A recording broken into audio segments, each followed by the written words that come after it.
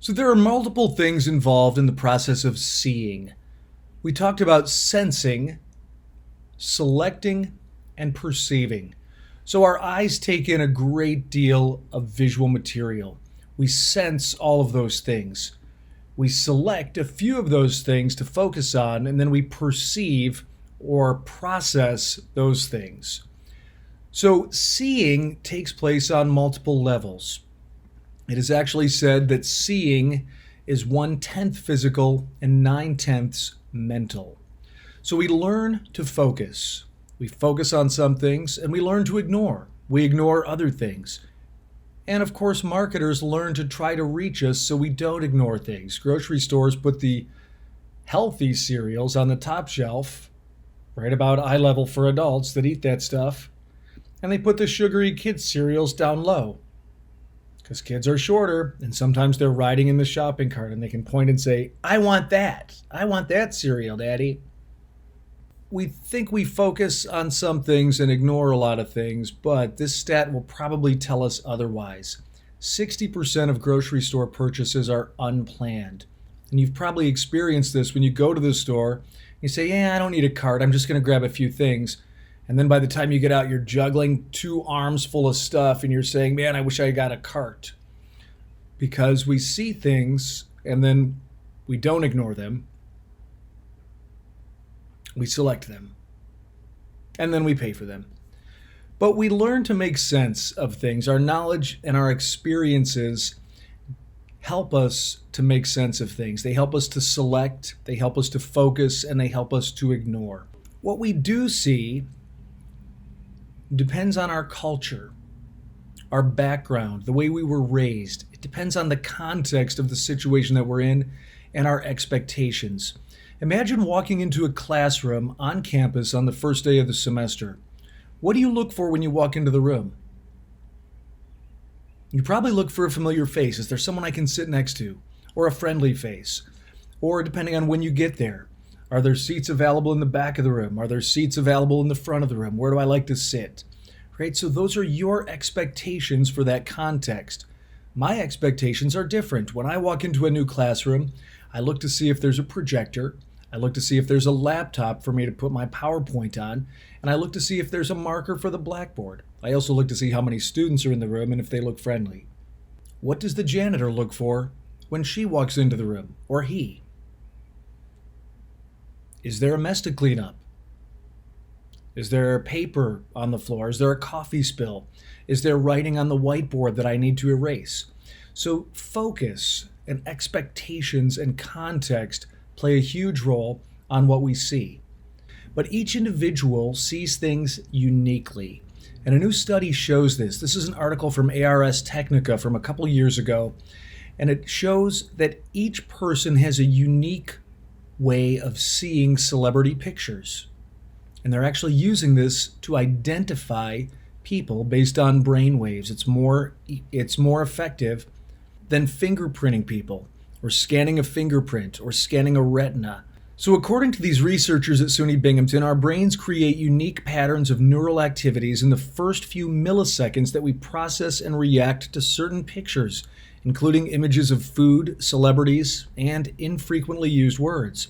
And researchers analyzed data from 50 adult participants, and they were able to create unique brain-based passcodes that identified the individuals with 100% accuracy, and so far seem impossible to duplicate.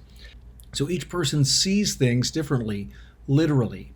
So at this point, I want to talk about semiotics, which is the study of signs as a way of creating and conveying meaning. But I want to bring in a guest professor to help me do that.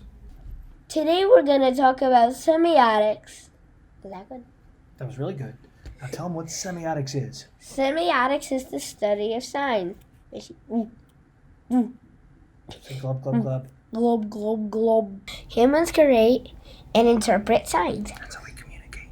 That's how we communicate. Semiotics is the study of signs. Don't look at a Medusa in the eye. That's a bad sign. That's a sign that you want to be turned into stone. So in semiotics, a sign is anything that stands for something else, including words, facial expressions, images, All of these things are examples of signs. And signs are markers. They're signifiers. They signify something. They signify some kind of meaning. So the meaning is signified, and the sign marks it. So these are examples from a textbook I used to use, in which the author had these connotations, these associations with these visual stimuli. Someone wearing a beret, which is a hat, if you've heard of the Green Berets, and he identifies that person who's wearing that as arty. If someone has purple hair, he would describe them as a punk. If someone has a shaved head, that means a cool customer. Now, could we have other associations with these things? Certainly. These are examples from the textbook I used to use, Seeing is Believing by Arthur Berger. And Arthur Berger made these connections. Those were the things that he associated with these signs. Someone with a shaved head could also be a cancer patient, right? Could also be a skinhead, a neo-Nazi, right? Those are connotations that we have based on images, things that we conclude based on images.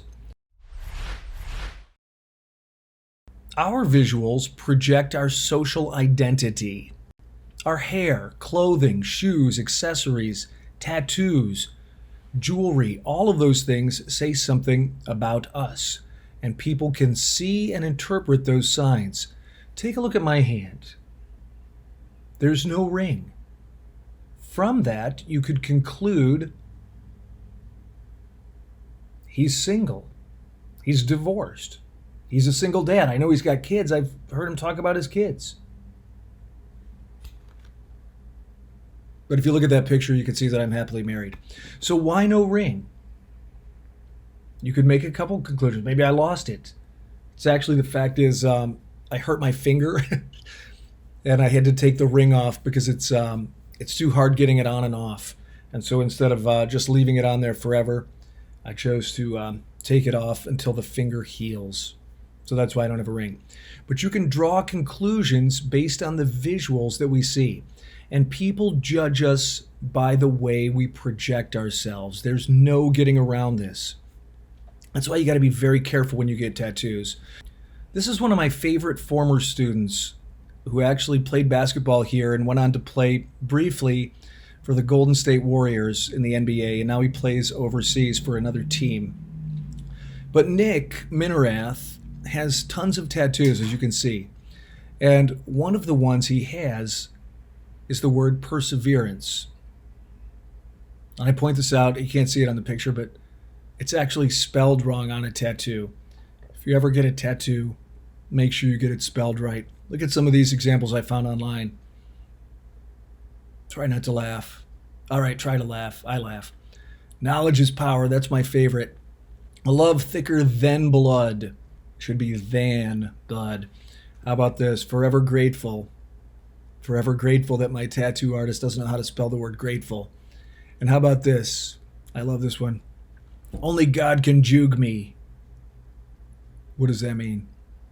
It means he forgot to spell the word judge, or his tattoo artist did. So people judge us by our appearance. There's no getting around that. Here's an article from the New York Post. It was actually in, I think it was on CNN as well, but I grabbed it off Facebook. It's about this guy in New Zealand who's complaining that people won't hire him because of his tattoo. Hashtag duh.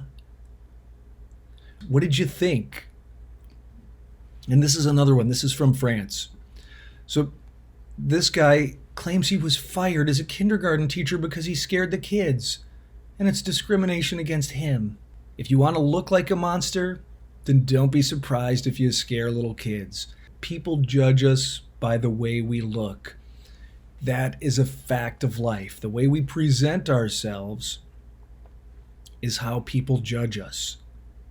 So think about that before you get a tattoo, and think about that before you have your face covered with tattoos. And I'll leave it there for now.